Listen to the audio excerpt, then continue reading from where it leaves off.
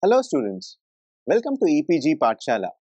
I am Dr. Hari Prasad, Associate Professor at the Department of Biophysics, All India Institute of Medical Sciences, New Delhi. Today I am going to talk to you about the module Sodium Deodyl Sulphate Polyacrylamide Gel Electrophoresis, also called as SDS PAGE, from the paper Techniques in Molecular Biophysics, Part 1. What are the learning objectives of this particular module? We will be having an introduction.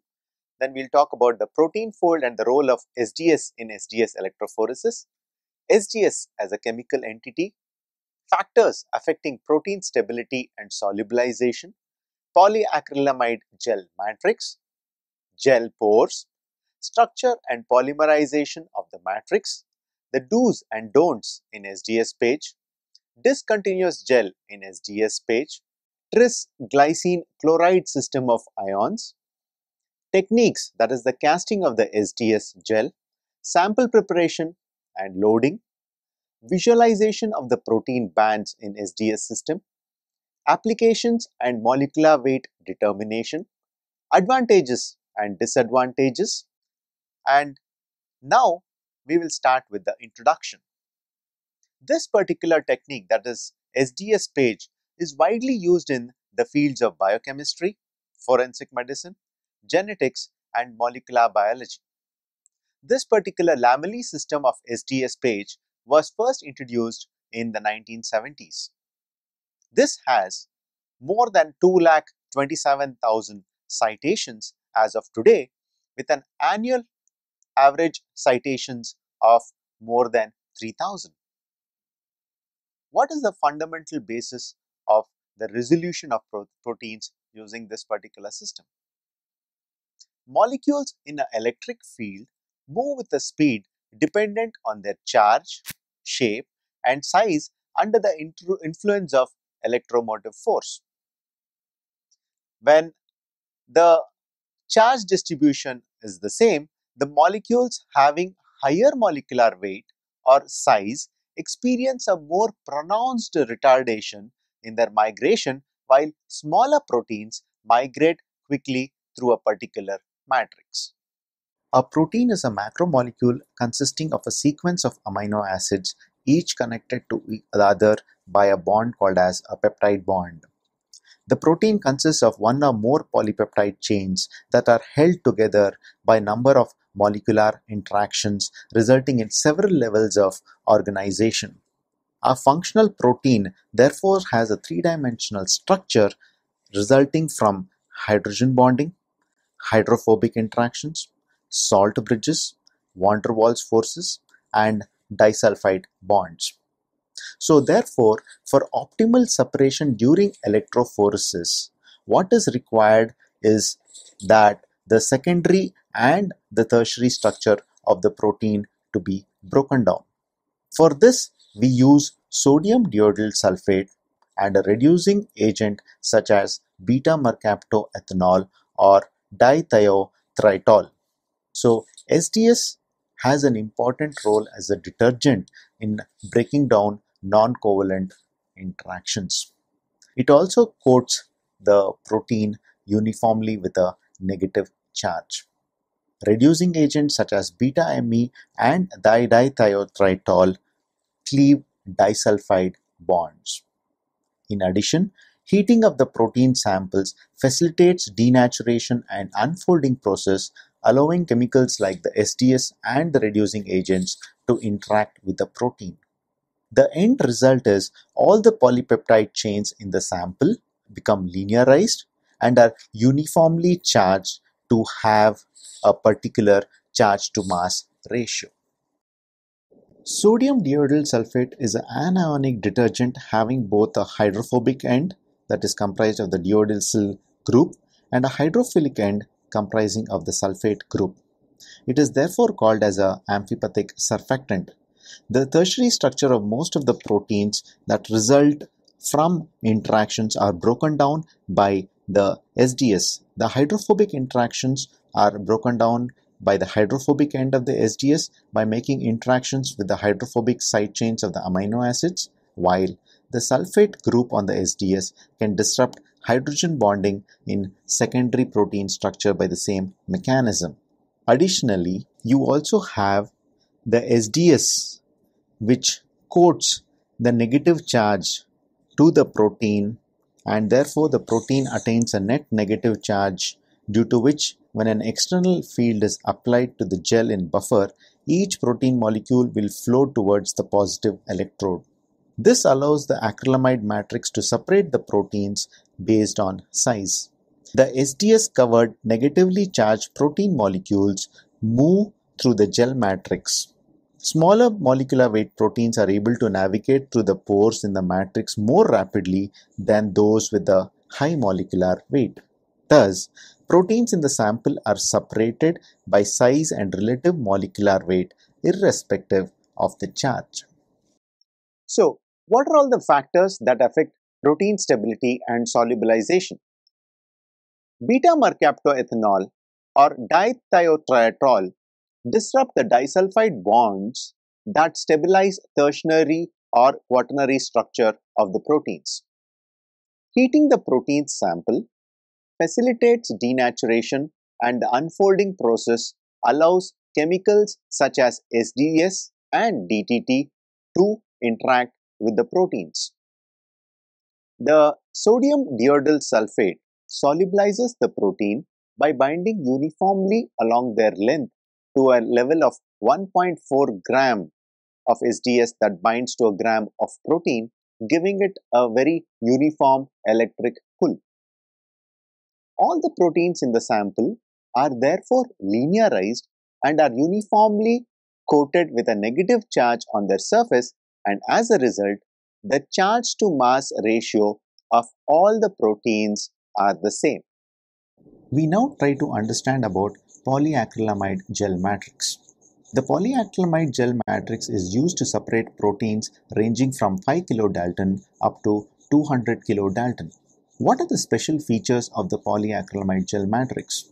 They are chemically inert, they are electrically neutral, they are hydrophilic in nature, transparent for optical detection, and based upon the concentration of the acrylamide and the bisacrylamide used, you have a pore size that can be controlled.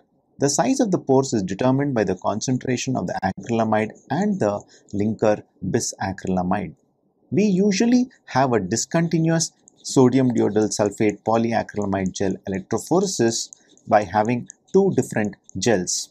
The top part of the gel is called the stacking gel, which is made with 4% acrylamide, and the bottom part of the is called the separating gel that ranges from 5 to 15%. The size of the pores in the polyacrylamide gel is dependent on two important parameters: the total solid content, that is the percentage T, and the ratio of the cross-linker acrylamide monomer, that is percentage C.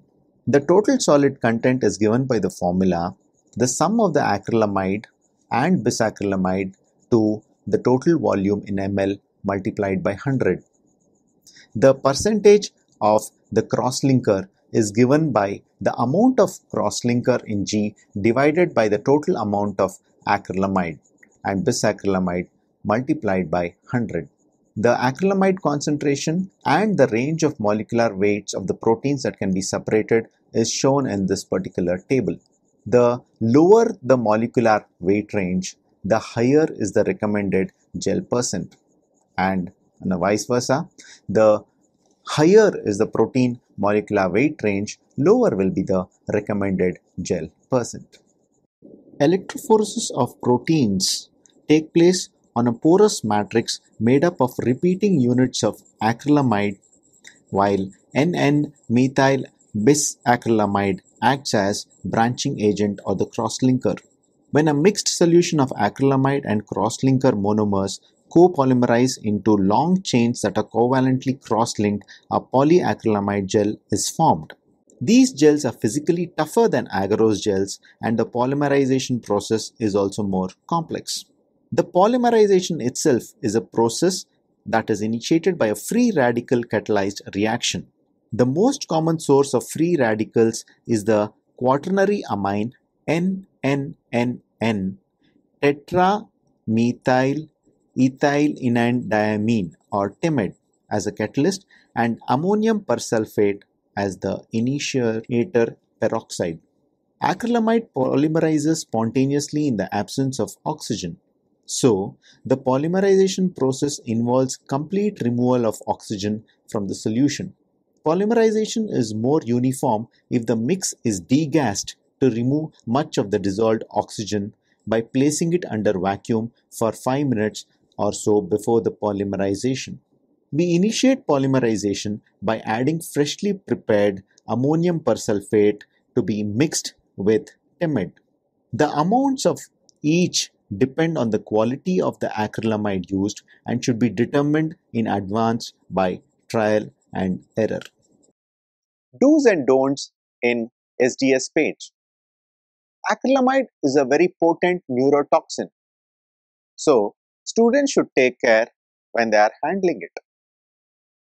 Rapid polymerization can cause inconsistent gel structure due to heat, and so adjust the concentration of the catalyst so that the polymerization occurs in a very controlled manner. The matrix is electrically neutral.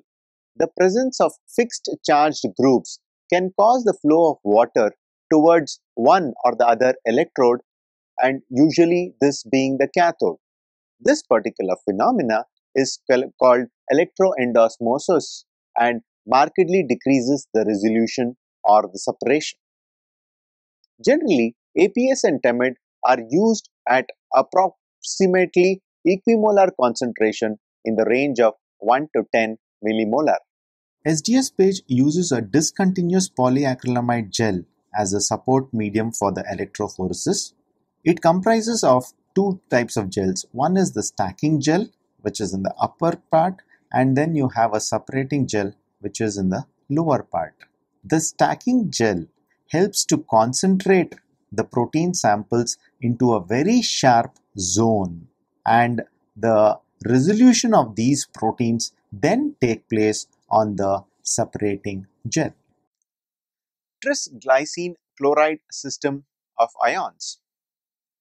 The whole concept or the biophysical principles that is there in SDS PAGE revolves around this particular concept. The chloride ions from the gel buffer serves as the leading ion as it has the highest attraction to the anode with respect to the other anions in the system. Glycine 2 is negatively charged, is the primary anion provided by the running buffer. It serves as a trailing ion due to its partial negative charge and remains behind the more highly charged chloride ions. The tris base is commonly ion present in both the gel and the running buffers. The gel and the buffer ions in the tris-glycine system form a pH gradient of 8.8 in the resolving portion of the gel. Now, let us try to understand what happens when we are running a SDS PAGE gel. When we mix the proteins with the loading dye, we have it as a mixture as shown in figure 1. But subsequently, you see in the lane 2 that the chloride ions, being highly negatively charged, moves forward to create a ionic front. This is followed by all the proteins, and you have the glycine ions that are shown as red color trailing behind the proteins as shown in lane 3. Therefore, the proteins are therefore sandwiched between the leading chloride ions and the glycine ions behind. This particular concept introduces an added electromotive force to take them into the resolving gel. At the resolving gel, because there is a change in the pH to 8.8, the glycines move ahead of the proteins as shown in the lane 4, and because of this, the proteins will then come behind the glycine. Once in the resolving gel, as shown in lane 5, what happens is, because all the proteins are uniformly charged by SDS, the parameter of molecular weight or size then dictates the separation of the proteins in the resolving gel as shown in figure 6. Thereby, separation of proteins is now possible and the resolution is clearly demarks the proteins as separate bands.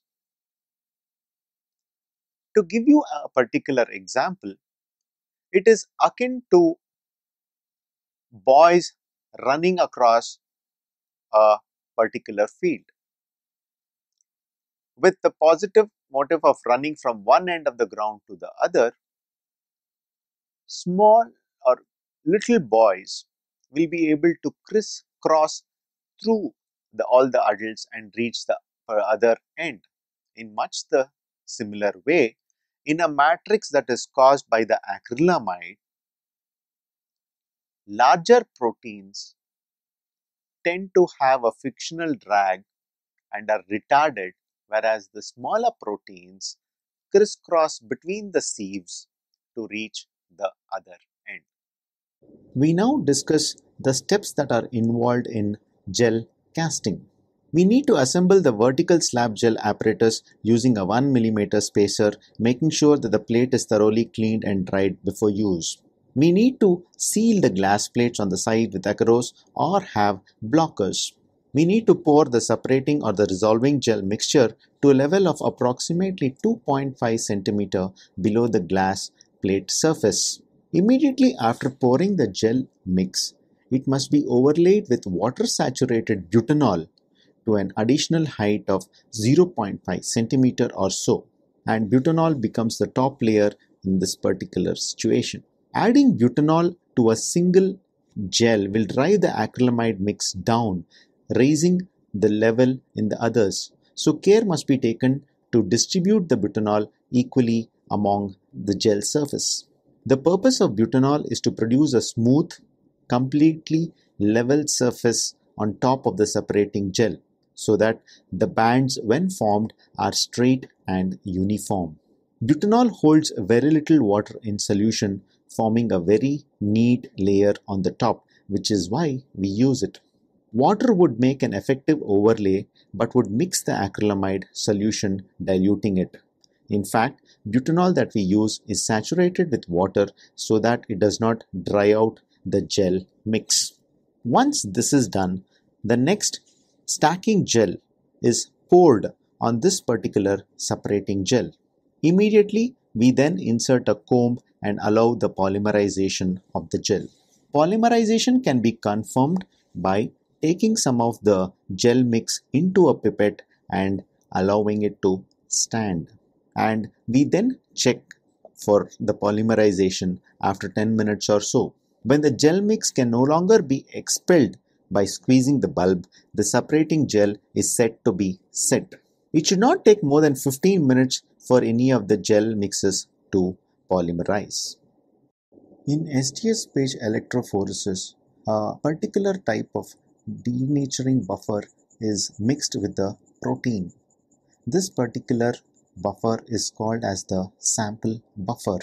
We obtain good denaturation by preparing a sample to a final concentration of 2 mg per ml of protein.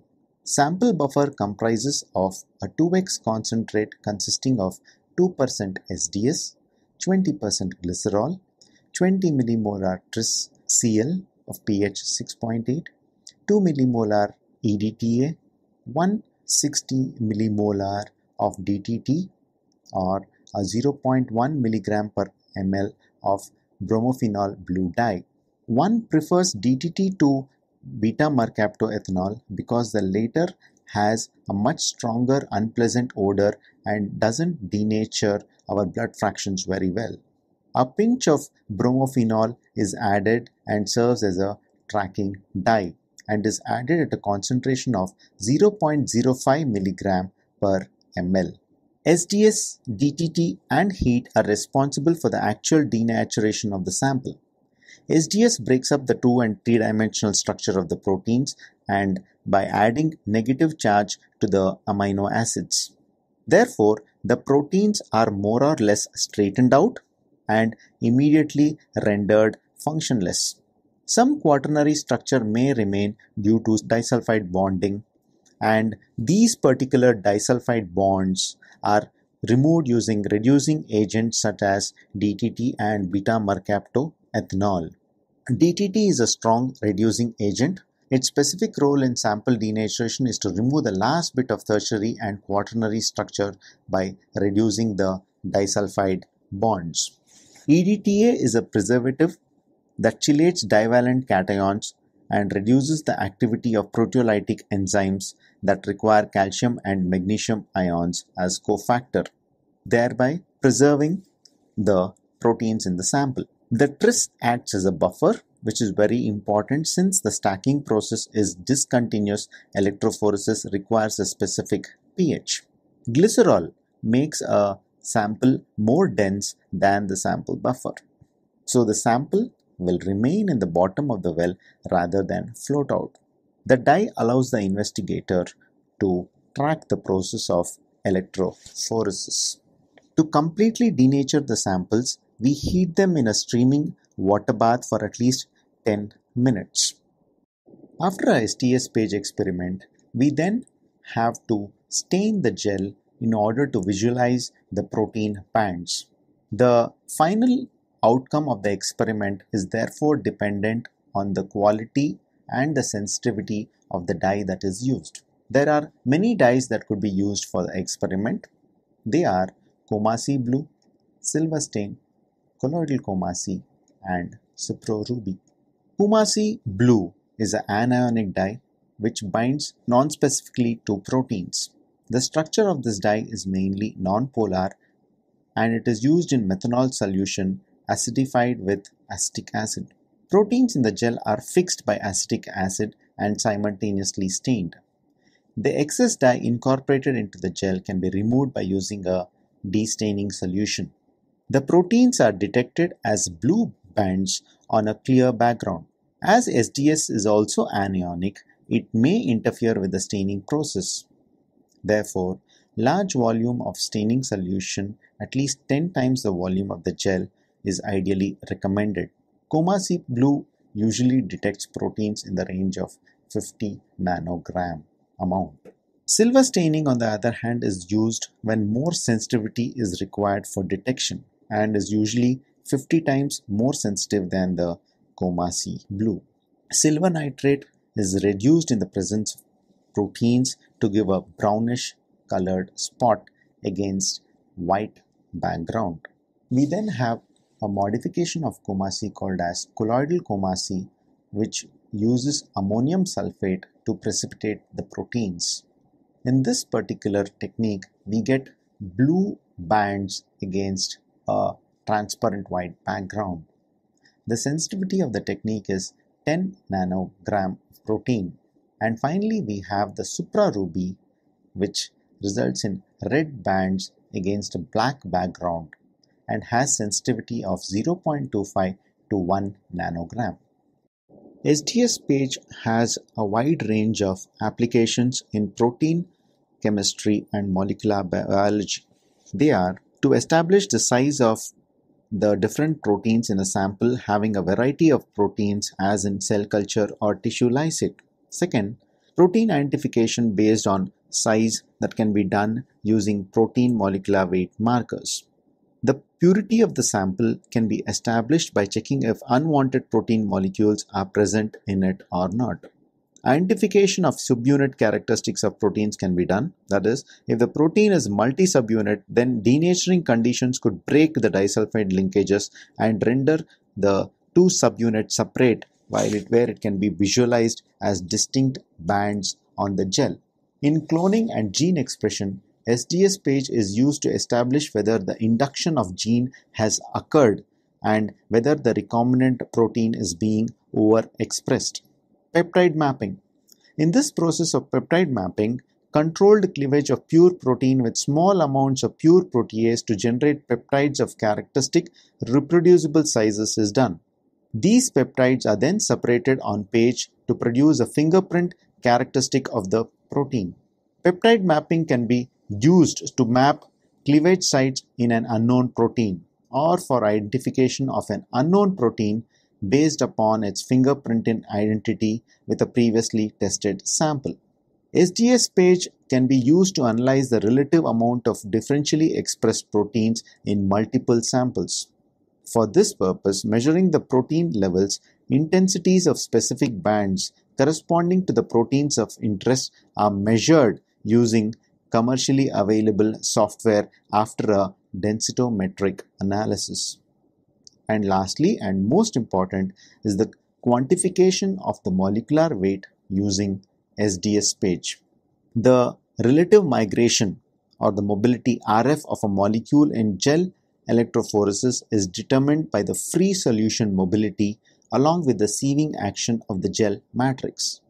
In SDS protein electrophoresis, the SDS buffer uniformly coats the proteins with the negative charges, equalizing the charge to mass ratio for all proteins.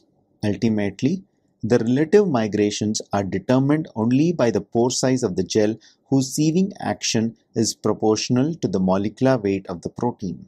The relative migration for a set of standard protein markers varies inversely with the log of the molecular weight, as shown in the figure. After the standard plot is made, the molecular weight of the unknown protein or the test protein in the sample can be interpolated from the graph using their respective relative migration values. The accuracy determining the molecular weight can be confidently be expressed in the range of 5 to 10%. SDS PAGE could also be used into understanding the quaternary structural formations of the protein complexes. How so? Here we use native gel alongside denaturing gel, which has components of SDS and beta-mercaptoethanol. So SDS, as we understand, breaks down the non-covalent interactions. Beta-mercaptoethanol is a reducing agent that leaves disulfide bonds. Now, let us look at the gel 1. In a native gel, you have a 40 kilodalton protein, while in the denaturing gel comprising of SDS and beta-mercaptoethanol, you have two bands of 30 kilodalton and 10 kilodalton. Therefore, it can be understood that the protein is a heterodimer. Coming to the second situation, we have a 40 kilodalton protein in the native gel, and in a denaturing gel with SDS and beta-mercaptoethanol, we have a single band of 20 kilodalton. This reflects that the protein is a homodimer with the subunits measuring 20 kilodalton each. In the third situation, we have a 40 kilodalton band in the native gel, while there are two bands on the denaturing gel comprising only of SDS without beta-mercaptoethanol. This indicates that the units have been separated out by SDS that has broken the non-covalent bonds. Therefore, it's a heterodimer that was formed by the non-covalent interactions between the subunits. In the fourth situation, we have a 40 kilodalton band on the native gel, and on the denaturing gel with SDS, we have a single band. This again reflects on the same lines that it's a homodimer linked by non-covalent bonds. In the fifth situation, we have a single band on the native gel, and we have two gels on a denaturing gel that uses only beta-mercaptoethanol without the SDS. This indicates that beta-mercaptoethanol has effectively cleaved the disulfide bonds between the subunits, thereby making it a heterodimer comprising of subunits of 30 and 10 kilodalton respectively. And lastly, in the sixth situation, we have a single 40 kilodalton band on the native gel and have another single band on the denaturing gel with beta-mercaptoethanol. Again, it indicates that beta-mercaptoethanol, a reducing agent, has cleaved the disulfide bonds between the subunits, still resulting in a single band, thereby helping us to conclude that the protein in the study is a homodimer formed by two subunits of 20 kilodalton each linked by covalent bonds. Thereby, it is very clear that SDS PAGE is a very effective tool in understanding quaternary associations in proteins. We now try to weigh the advantages and disadvantages of the SDS PAGE experiment. The advantages would be manifold. They are: migration rate is linearly proportional to the molecular weight. It's a highly sensitive method depending upon the type of the stain used and separates out 2% differences in mass. Requires small amount of samples. They are stable, chemically cross-linked, and a sturdy gel could be cast for the electrophoresis. The disadvantages would be that there's a very poor band resolution due to highly alkaline operating pH, and of course handling acrylamide itself would be dangerous because it's a potent neurotoxin.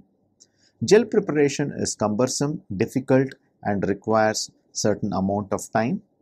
And lastly, sometimes the reagents could be found to be very costly. But nevertheless, the advantages are definitely outweigh the disadvantages, making this an indispensable technique in protein biochemistry and molecular biology. So students, let us now summarize what we have learnt in this particular module. SDS PAGE is used to separate proteins based on the molecular size. The matrix used is made up of polyacrylamide and bisacrylamide as cross-linking agents. This utilizes a discontinuous gel system or the lamellae setup where two gel portions, that is the stacking gel and the resolving gel, having pH 6.8 and 8.8 are respectively used.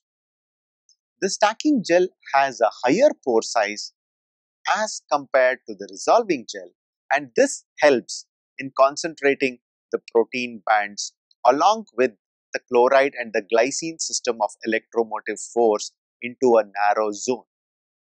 This helps in improving the resolution of the system.